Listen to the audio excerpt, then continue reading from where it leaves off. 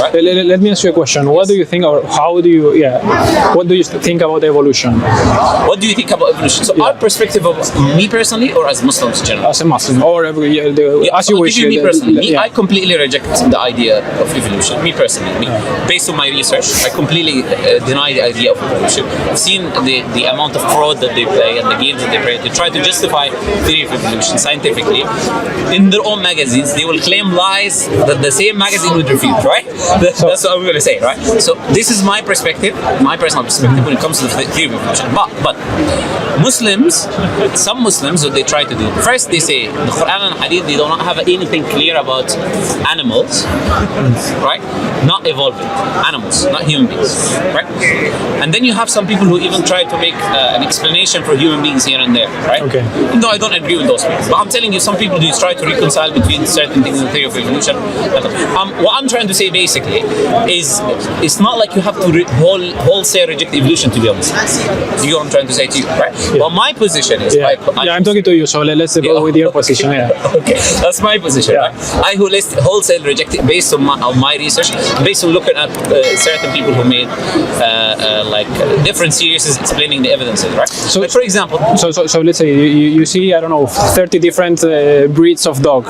Do you think that all of those breeds came from the creation, or a human? That's not necessarily what evolution is. No, but it's like speciation, or same, for example, two different species mating with one, or two close species mating with one another, producing another species. No one is rejecting that. It can be observable. Like so we can modify a species. Horse and a donkey mole, right? A horse and a donkey have an intercourse and producing a mole. That's an observable thing that no one rejects. Okay. Right? But the point we're making is evolution does not. It's not about the idea of the same species. It's the idea of one species. Indeed. This is the problem. I mean, that's the extreme. Initially, the evolution means that you have one species and it starts to transition, and you have a deviation until it creates a fish, right? That starts walking, and then you have all of the creation today. You start from one species and it slowly starts to transition until it becomes from a cell. It's come from?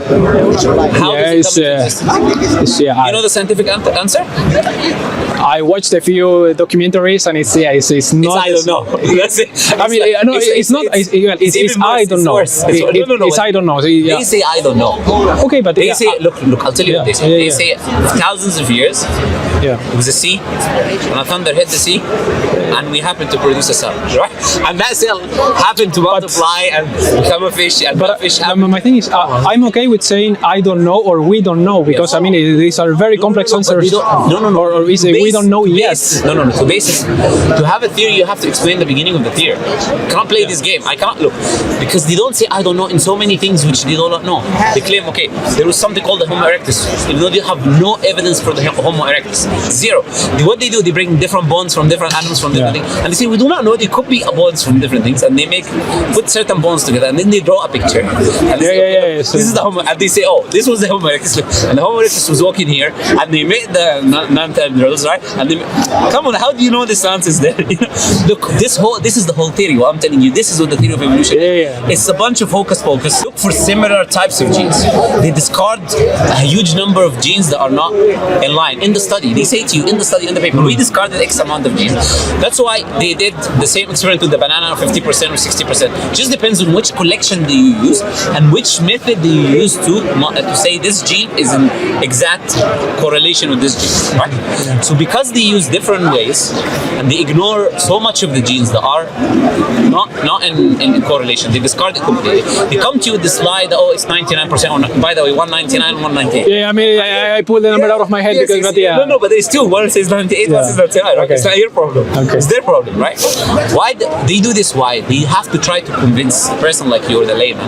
Look, we have evidence. The genes are the evidence. The fossil record is the evidence. You look at the fossil record, they say to you... No, but I mean, when I see bears, let's say, I see if 5 different species of bears, you have like, you know, the grizzly, the polar, the black bear, I don't know. To me, they look very, very much the same, and it wouldn't be crazy to think that they come from the I same will answer you. place. It's very simple and it would make sense to come from the same. They come from the same creator. When you look at iPhone, when you look at iPhone, different models of iPhone, they all look alike. They come from the same manufacturer, right? So there's no problem that they come from different. They come from the same manufacturer. But let me even answer you. What you called now is called homology. Homology has been debunked. Homology is that the similarities are due to common ancestors. It's what users said. That's the term for it. Scientific term. Okay. It's called homology. Homology has been debunked. Why? There are many reasons for it. For example, saber-toothed tiger. You can Google it. A saber-toothed tiger is a tiger with saber tooth. The one Does from not the come Ice from Age. any tiger ancestorship, according to them, the theory. Right? So similarities are not due to common ancestry, anyways. And that's why when you open their books, they say similarities are due to common ancestry. They say the human being is the common ancestor of a horse and a mouse. Where is the homology? Where is the similarity? Yeah, no, I mean, where is the similarity between me and a mouse? You know. well, if you think about it, I mean, you have two eyes, you have a mouth, you have a stomach. You look like a mouse. I think that I say that I'm saying that we have many similarities to them. Yeah, I mean, No. We are very different as well. but It's just because we have the same what we call attributes. but like hands. no, my point is, if you are, I don't know, an alien from another universe, and I come here, or I see these two things, and both of them have four limbs, a mouth, two eyes. We're different, but at the same time. They look completely different. Right? No, we are completely. But at the same time, don't you? I mean, we have a nose, we have ears, we have eyes. You say that's insane. No problem. But just because you have, this is not what homology is. What you were using. Homology is that there is similarities in the structure.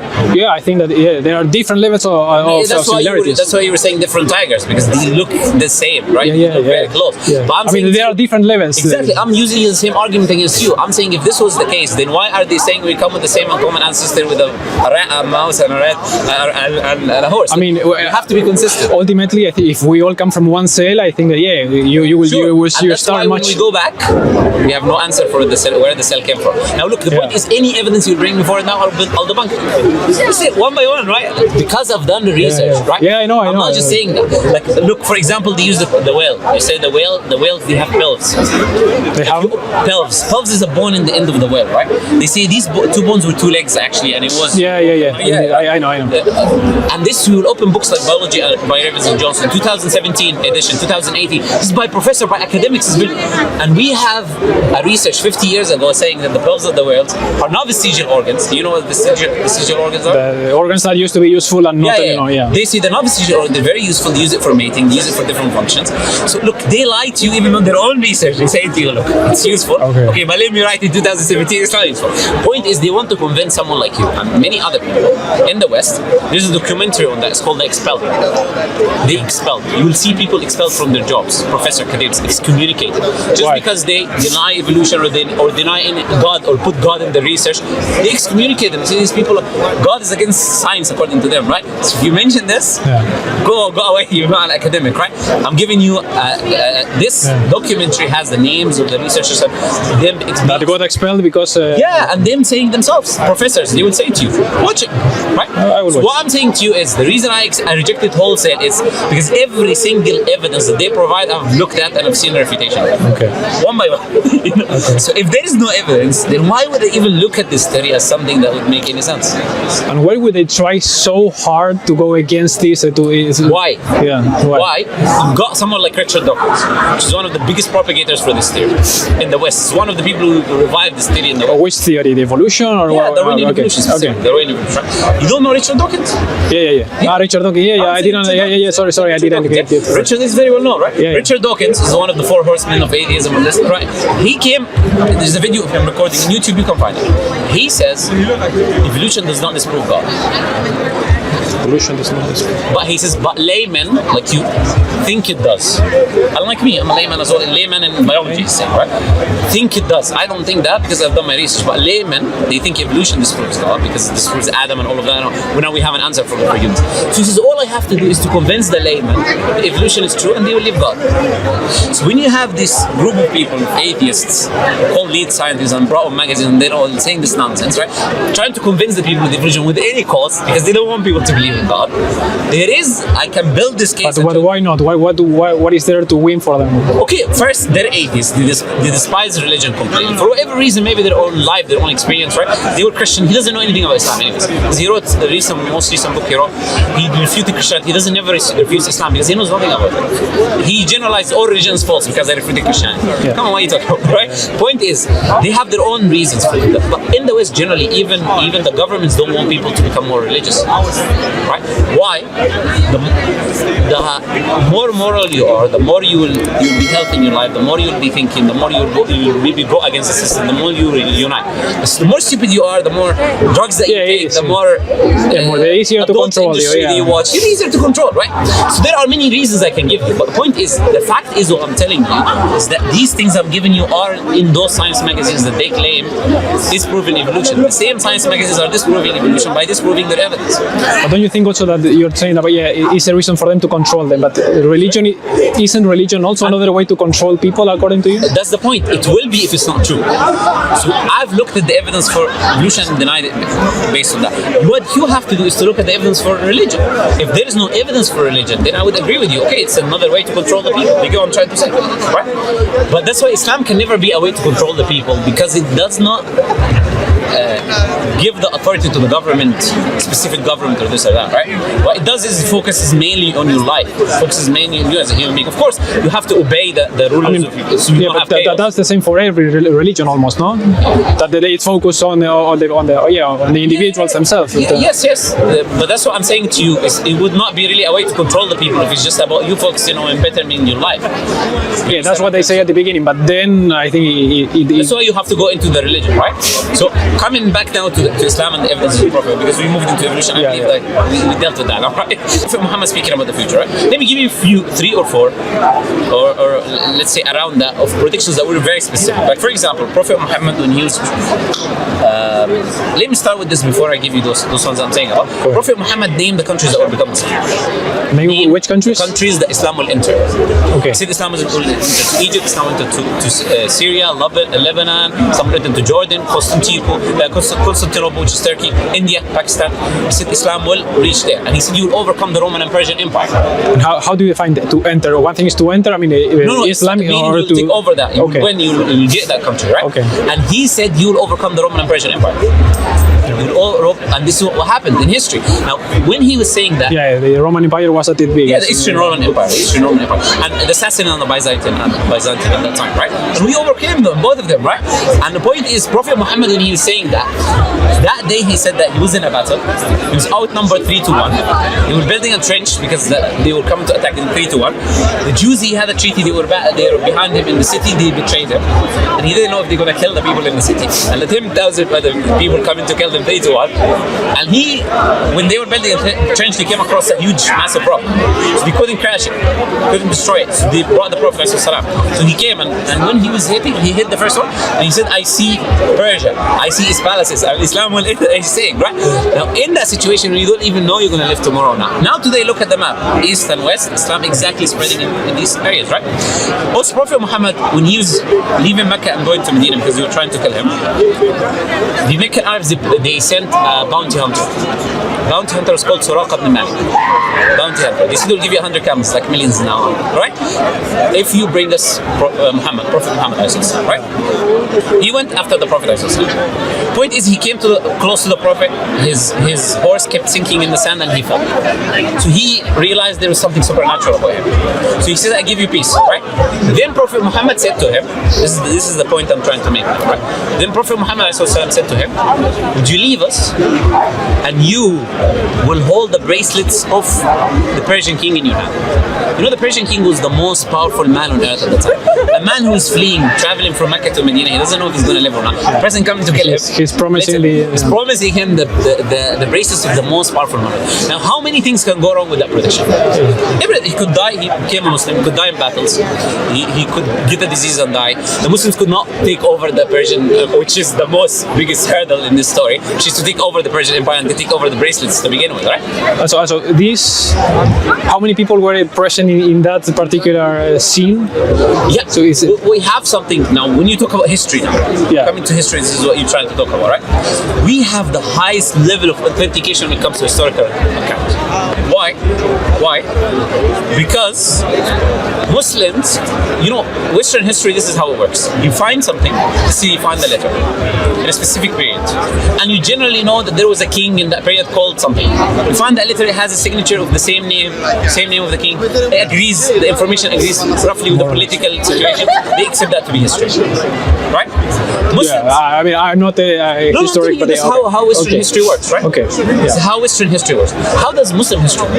We have all of that, but we have a person who was there, seeing the letter being written down, have his name, have his biography, have every information you need to know about him. Now, that person transmitted information to another person all the way back to today. We have every single person in the chain. We know they met each other. We know the information about them.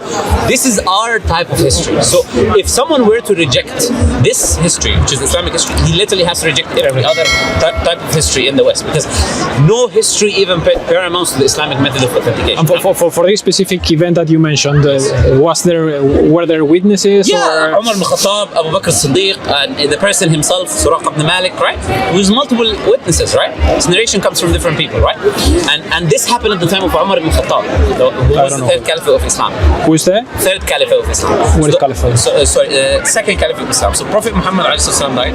The first person who took the leadership is called the caliph. Okay. It was Abu Bakr, then Umar. At the time of Umar, when they took over Persian Empire, right? He gave the bracelets in his hand because this was well known in the community. That's why other people reported it, because it was well known. Now imagine if you were alive, would you gamble the whole? Because look, every claim you make, literally, if it's disproven, the religion is false. And every claim you make, people will say, because everyone believes you're the messenger of God. Oh, the messenger told me this, or I heard the messenger say this about that person. So anything that you say is literally the whole religion is a mistake, right?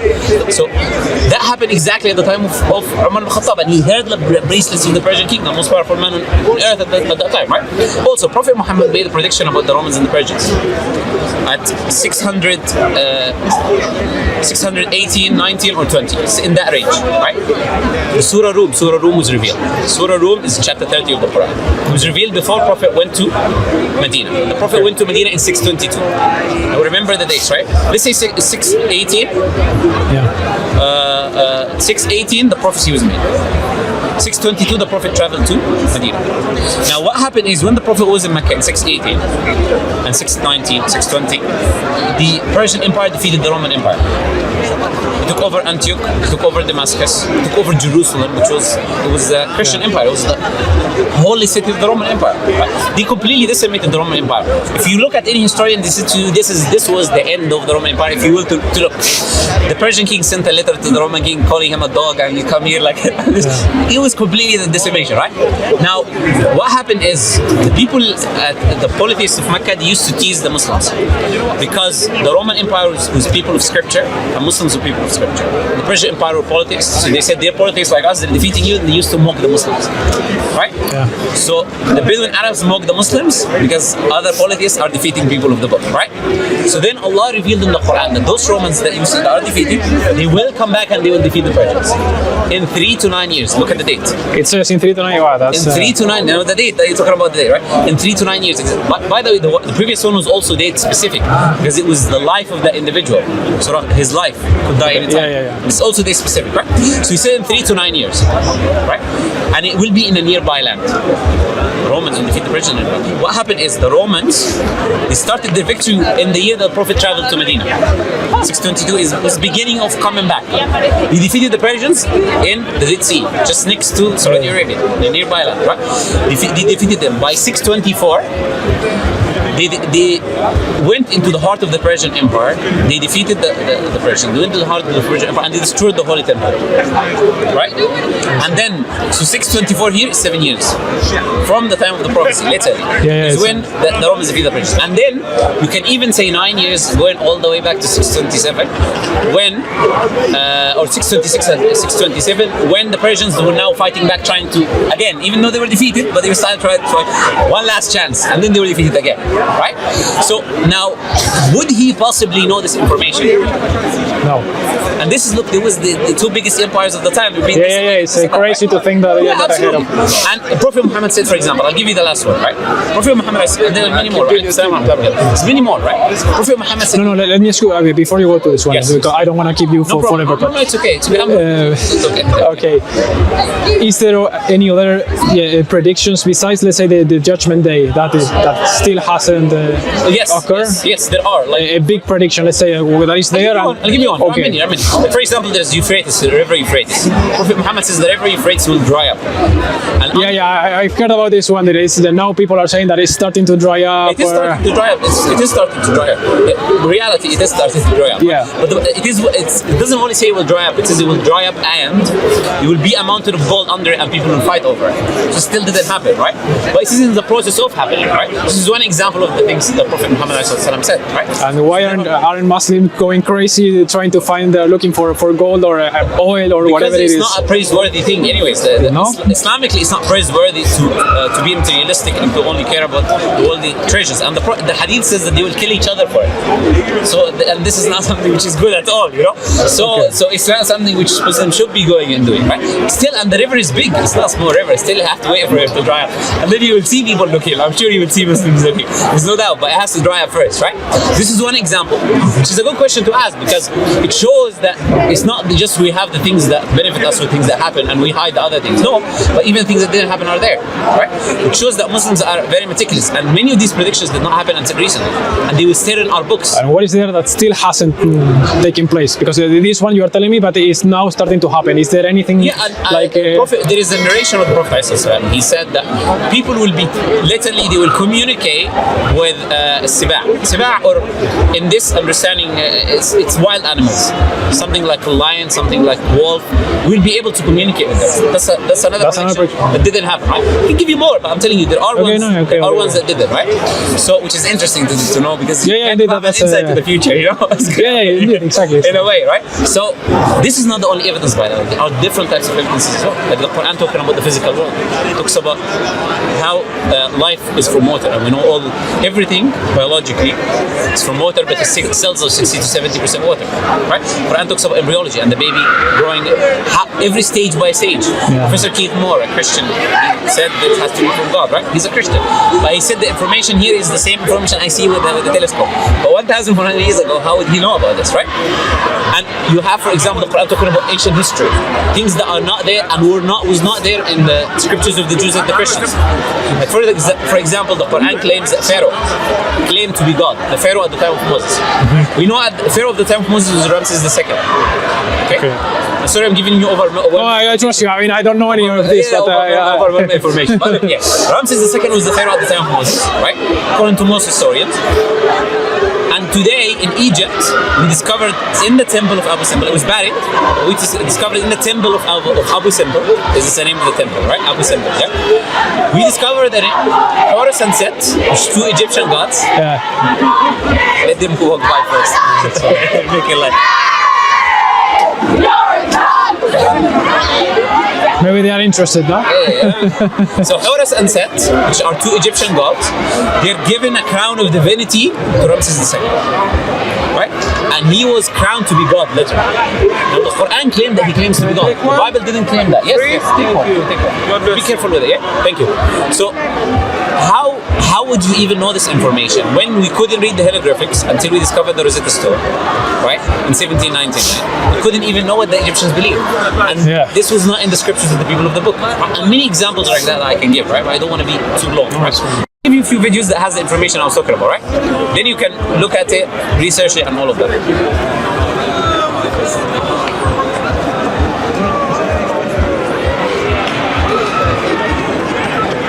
This is a good channel. It's called Many Prophets, One Message. Yeah? It has a good video about the predictions of the future. right? Let me just subscribe, maybe. I'll try to put it for you. It's not my channel, yeah. So I'm not subscribing for myself. Don't worry. Look, let me just go to the. Okay, Quran Secrets of Babylon. You can watch this one, right? Mind-blowing. So this is This one, mind-blowing prophecies of Prophet Muhammad. It will have references as well, right? And there was something in Egypt, the Quran and ancient Egypt, right? Quran Secrets of Egypt, right? Watch these ones. It will give you references, and then let me give you one thing about evolution, right? yeah, for sure. Go for it.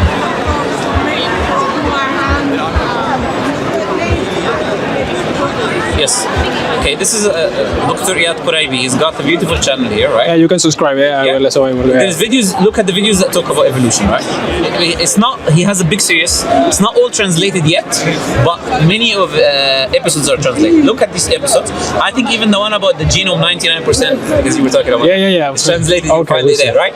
I will. So, after doing your research, if this information is true, would you agree that that is reasonable to assume? And this is some of the, or reasonable to say, sorry, Yeah. that this is from the creator, or it would make sense for someone to.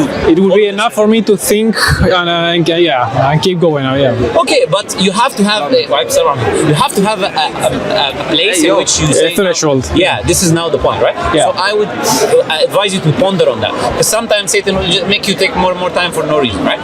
If there is enough evidence or enough to say that he could not have known this information, it would make sense to accept. Indeed, I think that's the threshold. Like, Okay, yeah. So it's sometimes different for different people, right? So I like you being rational, which is good, right? Do you have any other questions for me? no, I think that's problem. great. I don't want to take any more. No problem. Always pleasure talking to you. Anytime, come back. Same day, same time. If you have any questions, if you did find out something and you want to confirmation, I can easily answer. Find a few things to argue about. But You're not from here though, isn't it? Yeah, maybe you'll come another.